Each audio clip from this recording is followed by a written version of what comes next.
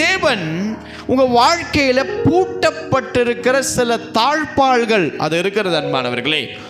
அதை குறித்து தான் தேவன் என்னோடு கூட தரிசனமாய் பேசினார்.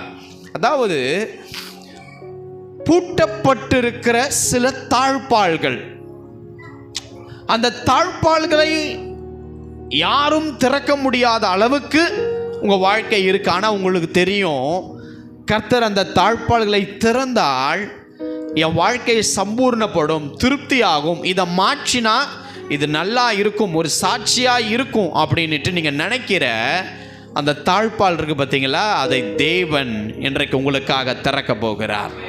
நீங்கள் உட்பிரவேசிக்க போகிறீங்க. ஹல்லேலூயா! புதிய காரியத்தின் ஆசீர்வாதத்தை நீங்கள் பெற்றுக்கொள்ள போகிறீங்க. பழையவைகள் ஒழியும். பூர்வமானதை சிந்திக்காதீங்க. முந்தி நடந்த காரியத்தை யோசிக்காதீங்க. அவர் பெரிய காரியங்களை உங்கள் வாழ்க்கையிலே செய்ய போகிறார். இன்று அந்த எல்லா தாழ்பாள்களையும் அவருடைய பிரசன்னம் நீக்கும் பொழுது நீங்கள் உட்பிரவேசிக்க போகிறீர்கள். உங்கள் கண்கள் அவர் மகிமையை காணும்.